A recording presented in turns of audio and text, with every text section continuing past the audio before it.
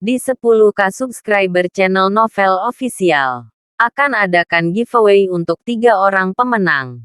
Jangan lupa untuk selalu komen dan like untuk setiap video.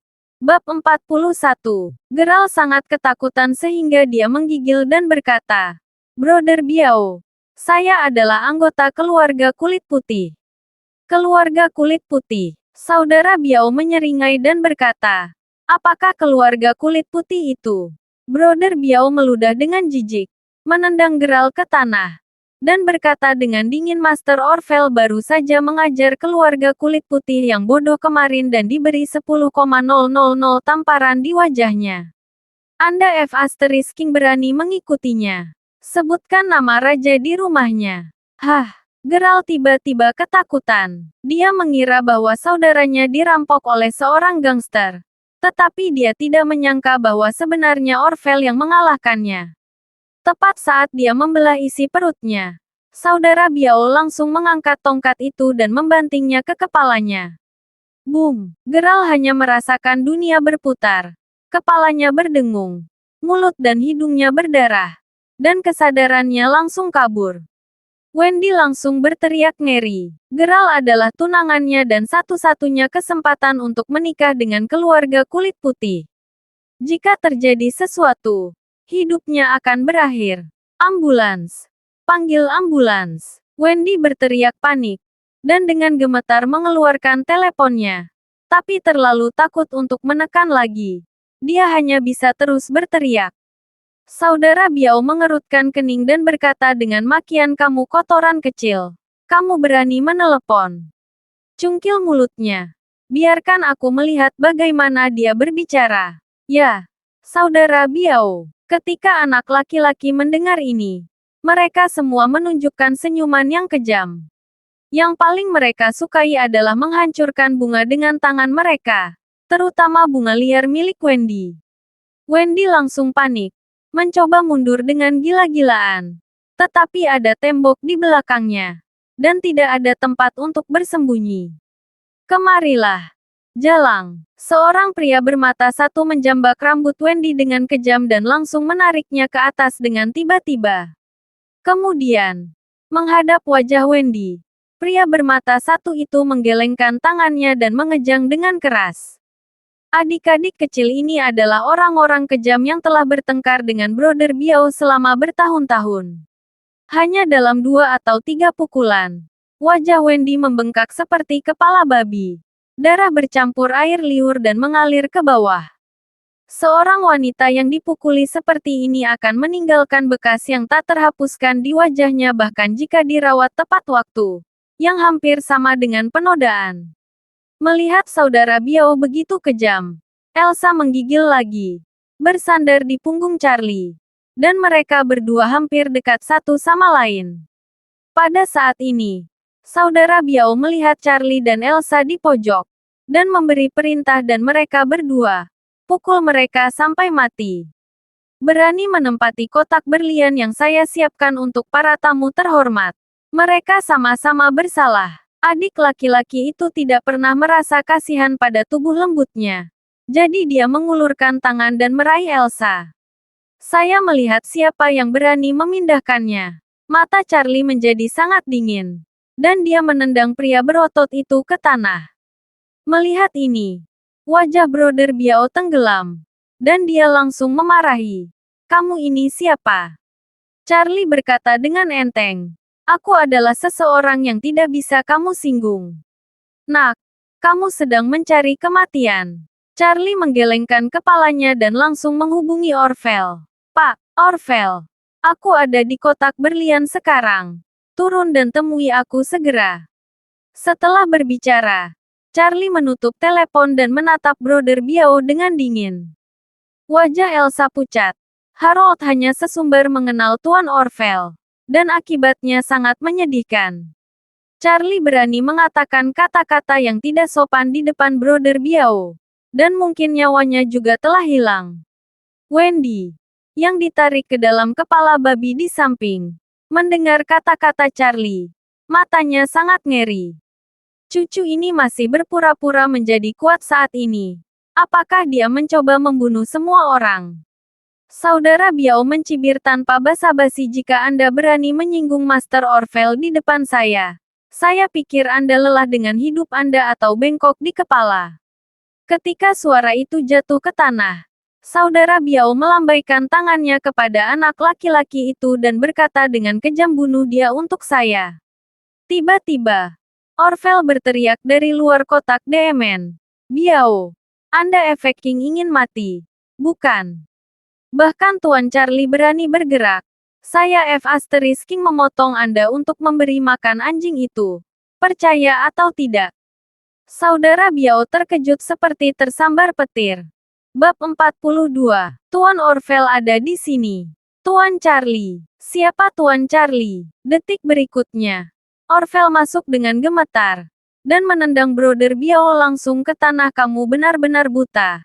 Kamu bahkan tidak bisa mengenali Tuan Charlie. Aku akan membunuhmu." Orvel memarahi sambil menendang Saudara Biao dengan panik. Saudara Biao, yang baru saja tidak terkalahkan, sekarang terlihat seperti anjing di udara. Elsa tercengang. Bagaimana situasinya? Anak-anak juga panik. Pemuda ini sebenarnya adalah Tuan Charlie. Dia sebenarnya ingin melakukan sesuatu di bawahnya sekarang. Jadi dia mencari kematian. Orvel mengutuk yang lain. "Dan apa yang kalian lakukan dengan pemrograman? Berlututlah dan minta maaf pada Tuan Charlie." "Pak Charlie, itu karena aku memiliki mata tetapi tidak ada mutiara sehingga aku hampir bertemu denganmu. Saya mohon Anda untuk pergi mengelilingi kami." Anak laki-laki itu berlutut, meminta maaf dengan bersujud dengan panik. Saudara Biao juga sangat takut sehingga dia berlutut di tanah. Dan sambil menarik wajahnya, dia memohon belas kasihan, "Maaf Tuan Charlie. Tolong jangan maafkan saya atas pelanggaran saya. Tolong selamatkan saya kali ini." Orvel juga menamparkan dirinya sendiri. Wajahnya dengan gugup berkata, "Charlie, itu karena saya tidak melakukannya dengan baik. Dan membiarkan bawahan saya meninggal dengan Anda dan teman-teman Anda." Charlie melirik Elsa dan berkata dengan ringan, "Saya baru saja mengundang pacar istri saya untuk makan malam." Setelah berbicara, dia melihat yang lain dan berkata dengan dingin, "Mereka bukan teman saya." Elsa sangat terkejut. Ternyata Charlie tidak membual sama sekali. Dia memang memesan kotak di Classic Mansion. Dan itu memang kotak berlian terbaik. Lebih penting lagi, kotak ini ternyata disediakan untuknya oleh Orvel sendiri. Mengenang bahwa dia pernah meremehkan Charlie sebelumnya, Elsa langsung tersipu. Belum lagi betapa malunya dia. Pada saat ini, Harold gemetar ketika dia mendengar kata-kata beberapa orang.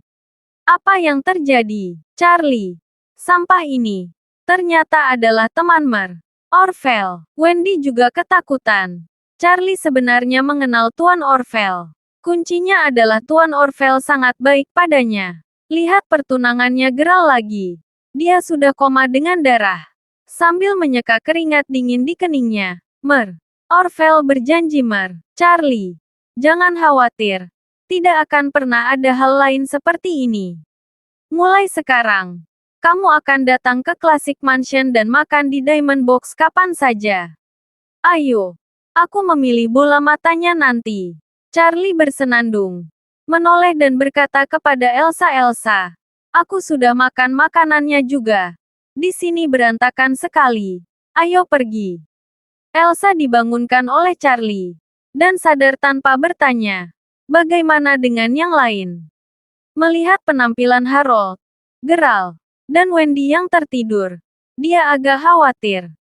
Charlie berkata dengan ringan, "Biarkan Tuan Orvel menyelesaikannya." Orvel segera berkata, "Tuan Charlie, jangan khawatir. Saya akan mengatur ambulans untuk mengirim mereka ke rumah sakit untuk perawatan."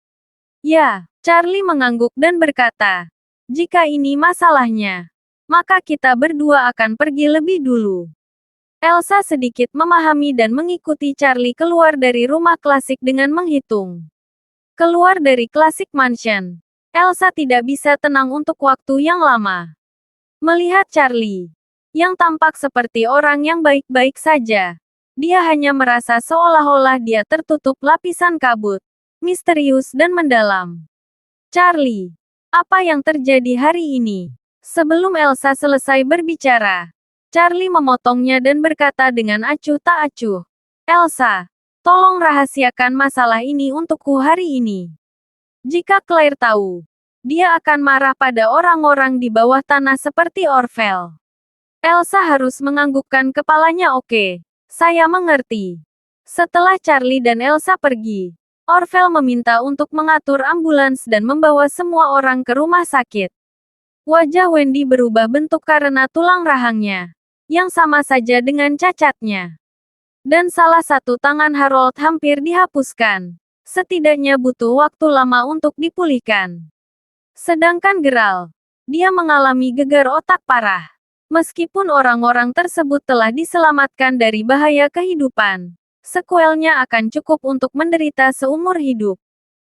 Bab 43. Tanggal pengiriman Elsa dan Doris yang dari Emgreen Group adalah besok. Meninggalkan Classic Mansion, Charlie mengantarnya ke hotel tempat dia menginap dan kemudian pergi.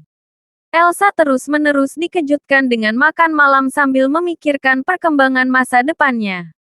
Kali ini dia datang ke Aurus Hill. Di permukaan, dia datang untuk bekerja di Emgreen Group. Tetapi kenyataannya, dia masih mengemban tanggung jawab keluarga. Ayah menutupi bahwa ada berita sangat rahasia bahwa keluarga Top Eastcliff, telah menemukan tuan muda mereka yang telah hilang selama bertahun-tahun dan juga membeli Emgreen Group untuk memberikan tuan muda ini untuk berlatih tangan. Dengan kata lain, Master keluarga Wade ada di Aurus Hill, dan dia adalah ketua Emgreen Group. Meskipun keluarga Dong adalah keluarga yang sangat baik di Eastcliff, mereka hanya dapat mencapai level kelas 2, yang mencapai ribuan juta dari keluarga Wade. Oleh karena itu, keluarga Dong berharap Elsa dapat memanfaatkan identitas tuan keluarga muda Wade untuk menemukan kesempatan untuk menghubunginya terlebih dahulu. Jika dia bisa berkumpul dengannya dan mempromosikan pernikahan keduanya, itu akan bagus. Meskipun Elsa agak meremehkan hal-hal seperti itu, dia tidak berani berpikir bahwa tugas penting revitalisasi keluarga ada di pundaknya. Dia melakukan perjalanan jauh-jauh ke Aurus Hill, bersiap untuk bekerja di Emgreen Group, hanya untuk menemukan kesempatan untuk menghubungi ketua misterius Emgreen Group, dan kemudian menemukan cara untuk menarik perhatiannya. Elsa jelas merupakan kecantikan super teratas di kelas atas di Eastcliff. Dia percaya bahwa dengan penampilan, pengetahuan, kemampuan, dan tubuh yang sempurna, dia harus dapat menarik perhatian pewaris keluarga Wade. Jika dia benar-benar bisa menikah dengannya, maka keluarga Dong akan menghadirkan revitalisasi mutlak. Menjadi keluarga kelas 1 di Yenching. Begitu dia memikirkan ini, dia penuh dengan harapan untuk masuk besok. Pada saat yang sama, dia juga penuh harapan untuk pria keluarga Wade yang misterius. Dia tidak bisa bertanya-tanya, berapa umur tuan muda keluarga Wade ini, dan bagaimana penampilannya. Apakah dia tampan, tinggi, dan tampan? Dia tidak bisa membantu mengeluarkan ponselnya dan membuka aplikasi video. Dia mengklik video dengan puluhan juta klik di favoritnya. Di video ini, Charlie menggunakan uang tunai untuk memimpin direktur penjualan di Rare Earth. Dia telah menganalisis video ini sejak lama dan mengetahui bahwa video ini terjadi di Aurus Hill, yang kebetulan bertepatan dengan waktu di berita bahwa Charlie ditemukan. Oleh karena itu, dia berspekulasi bahwa orang kaya setingkat dewa dalam video itu haruslah yang termuda dari keluarga Wade, ketua Emgreen Group. Dia menatap dengan hati-hati ke belakang pria kaya setingkat dewa dalam gambar, mengamati dan merenung dengan cermat. Dari video samar-samar ini, Anda mungkin dapat melihat bahwa pria kaya setingkat dewa yang terkenal di internet diperkirakan berusia 20-an, tinggi dan kurus. Tetapi dia tidak dapat melihat wajahnya. Namun, sosoknya masih sangat bagus. Tidak jauh lebih buruk dari model berkaki panjang Korea itu. Dengan sosok seperti itu, Dia yakin wajahnya tidak akan sulit untuk dilihat. Namun, tiba-tiba Elsa merasakan perasaan aneh di hatinya. Bagaimana orang ini bisa merasa seperti Charlie? Tetapi setelah memikirkannya, dia pikir itu tidak mungkin. Charlie adalah menantu dari keluarga Wilson. Apa kekuatan dari keluarga Wilson? Bahkan rambut keluarga Wade tidak bisa dibandingkan. Jika Charlie benar-benar anak bungsu dari keluarga Wade, bagaimana dia bisa tinggal di kandang ayam keluarga Wilson? Sepertinya dia pasti terlalu banyak berpikir. Keesokan harinya, Elsa mencapai M Grand Group di pagi hari. Wakil Ketua Doris yang secara pribadi menangani pendaftarannya. Doris yang membawa ke bagian administrasi dan mengenalkannya pada fungsi pekerjaannya. Lalu berkata Elsa, kalau nanti kamu tidak mengerti, kamu bisa langsung bertanya kepada saya atau datang ke kantor saya untuk mencari saya. Elsa mengangguk penuh rasa terima kasih, dan bertanya ragu-ragu. Wakil Doris, saya tidak tahu apakah saya punya kesempatan untuk bertemu dengan ketua. Bagaimanapun, saya akan bertanggung jawab atas urusan administrasi perusahaan di masa depan. Jika saya tidak mengenal ketua, saya khawatir saya tidak akan berhati-hati mengabaikannya. Bab 44. Doris tiba-tiba menjadi waspada. Sehari sebelum kemarin Charlie memintanya untuk lebih memperhatikan Elsa ini. Dan Elsa bertanya tentang ketuanya segera setelah dia datang. Sepertinya agak sulit untuk diabaikan. Dia tidak tahu apa tujuan gadis cantik ini, yang telah melakukan perjalanan jauh-jauh ke M Grand Group. Dia berkata kepada Elsa, ketua kami jarang datang ke perusahaan. Tetapi jika dia datang, saya akan memberitahunya. Jika dia ingin melihatmu, aku akan memberitahumu. Elsa sedikit kecewa di hatinya. Tapi dia mengangguk sambil tersenyum dan berkata, terima kasih, Nona Doris. Ketika Doris yang kembali ke kantornya, dia melaporkan kejadian itu kepada Charlie. Begitu Charlie mendengar bahwa Elsa baru saja melapor ke perusahaan, dia ingin bertemu dengannya. Dia menjadi lebih waspada. Wanita ini benar-benar datang untuknya. Apa tujuannya? Ingin dekat dengan saya? Apakah dia ingin menyakiti saya atau merayu saya? Tidak peduli apa tujuan dia. Charlie merasa sedikit jijik. Jadi dia memutuskan untuk menghubungi Elsa sesedikit mungkin. Apalagi memberitahu dia identitas aslinya. Pada malam masuknya Elsa, istri Charlie, Claire, secara khusus memesan tempat duduk di hotel kelas atas dan akan mentraktirnya makan. Sebagai suami Claire, Charlie secara alami ingin bersamanya. Ini membuat Charlie sedikit tertekan. Hanya akan menjaga jarak dari Elsa. Dia harus makan dengannya lagi di malam hari. Tapi karena tertekan, dia masih siap untuk pergi ke hotel bersama Claire. Namun, ketika dia tiba di hotel, Charlie menyadari bahwa keputusan Claire ternyata adalah taman gantung di Hotel Shangri-La. The Hanging Garden Ballroom terutama digunakan untuk menerima tamu kelas atas, jadi tidak pernah menyediakan layanan kamar pribadi apapun. Namun, Charlie memesan kamar pribadi di sini pada ulang tahun pernikahan, yang belum pernah terjadi sebelumnya di Shangri-La. Hari ini tinggal 3 hari lagi dari hari jadi pernikahan. Sebuah pemberitahuan besar dan menarik telah ditempatkan di pintu masuk Shangri-La Hotel Taman Gantung akan disediakan untuk para tamu di Sky Garden 3 hari kemudian. Semua tamu tidak diizinkan untuk menggunakannya saat itu. Kami mohon maaf atas ketidaknyamanan ini. Setiap orang yang melihat pemberitahuan ini terkejut. Seseorang telah memesan taman gantung di Shangri-La. Ini tidak pernah menyediakan layanan charter. Konon anak-anak dari beberapa pemimpin besar di kota ingin mengadakan pesta pernikahan di sini. Tapi mereka semua ditolak tanpa kecuali. Siapakah yang memiliki wajah menutupi seluruh taman gantung dari Shangri-La? Claire juga melihat pengingat yang menarik ini. Dan berkata dengan heran, oh, taman gantung sebenarnya dilindungi undang-undang. Ini luar biasa. Charlie tersenyum di samping dan berkata, apa yang luar biasa? Aula perjamuan. Bukankah mungkin orang memesannya? Kamu tidak mengerti. Claire berkata dengan sungguh-sungguh, Shangri-La ini bukan perusahaan lokal kita. Ini adalah jaringan hotel teratas di dunia. Taman langit mereka adalah fitur utama tersendiri. Ini hanya melayani tamu kelas atas. Di ruang pribadi. Hari ini orang besar akan membuat paket. Dan tamu kelas atas lainnya tidak akan dapat menggunakannya secara normal. Jadi mereka tidak akan membuka ruang pribadi itu ke dunia luar. Dengan itu, Claire tidak bisa menahan nafas. Saya tidak tahu apa latar belakang orang ini. Sungguh luar biasa bisa menutupi tempat ini. Charlie sengaja tersenyum dan berkata, mungkin seseorang yang mencintai istrinya. Mungkin ingin mengadakan pernikahan untuk istrinya. Claire terkejut dan berkata, ini pernikahan untuk istrinya. Maka dia harus menjadi istri yang sangat mencintainya. Dan istrinya sangat beruntung. Bab 45. Charlie sangat senang mendengar istrinya berkata begitu. Sepertinya tempat yang dipilihnya pasti akan memuaskan istrinya di hari ulang tahun pernikahannya. Keduanya datang ke Taman Langit dan duduk di kursi yang telah dipesan. Dan Elsa segera tiba.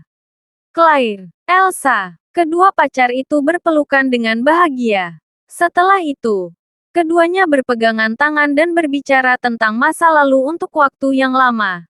Dan kemudian mereka perlahan menjadi tenang. Elsa berkata, Claire, kamu terlalu boros. Kamu memilih untuk makan di Taman Langit. Claire tersenyum dan berkata, saat kamu di sini, maka saya harus mengeluarkan uang. Saya tidak peduli. Elsa terkekeh, benar-benar pacarku yang baik. Claire berkata, memang benar bahwa saya bahkan tidak memenuhi syarat untuk memesan makanan di sini. Saya meminta wakil ketua M Grand Group Doris yang untuk membantu saya memutuskan kursi ini. Menggunakan kartu keanggotaannya. Elsa menghela nafas. Taman Langit sepertinya sangat menuntut. Itu pasti anggota berlian atau semacamnya. Ya, Claire mengangguk dan berkata, sejujurnya, ini pertama kalinya saya datang ke sini. Elsa tersenyum dan berkata, terima kasih banyak, Ratu yang baik hati. Setelah berbicara, dia berkata lagi, ngomong-ngomong, ketika saya baru saja datang, saya melihat pemberitahuan di luar yang mengatakan bahwa Taman Langit dipesan untuk 3 hari kemudian. Iya, Claire berkata, aneh bahwa Hanging Garden tidak pernah menerima kamar sewaan sebelumnya. Dan saya tidak tahu apa yang terjadi kali ini. Elsa mengangguk dan berkata sambil lalu beberapa waktu yang lalu. Ada orang kaya setingkat Dewa Bukit Aurus. Dia membeli kalung dan membawa puluhan Rolls Royce. Puluhan pria berbaju hitam. Dan uang tunai lebih dari 10 juta. Apakah Anda menonton video itu? Charlie menggelengkan kepalanya. Dan Claire berkata, aku melihatnya. Kemegahannya cukup besar.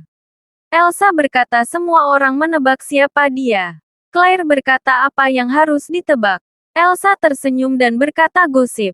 Semua orang ingin tahu siapa yang begitu mendominasi. Beberapa orang mengatakan itu harus menjadi ketua baru M Grand Group. Ekspresi Charlie di samping terkejut sesaat. Tapi itu segera kembali normal. Elsa melanjutkan dengan berkata, Taman Gantung Shangri-La ditutup lagi hari ini. Saya merasa bahwa paket Taman Gantung adalah orang yang sama yang membeli batu giok di video.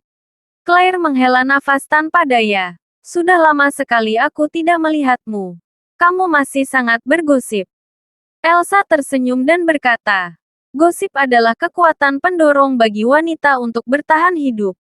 Setelah itu, Elsa berkata lagi, saya akan datang ke sini dalam 3 hari untuk melihat-lihat. Siapa di dunia ini yang memiliki wajah yang begitu bagus dan dapat memesan Taman Langit? Ketika Charlie di samping mendengar ini, kepalanya tiba-tiba menjadi berat.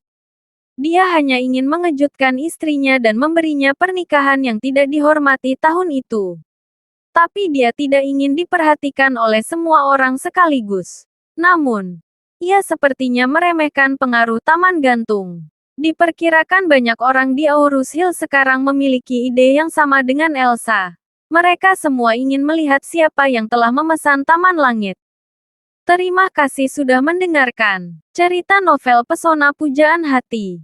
Sampai jumpa di novel selanjutnya.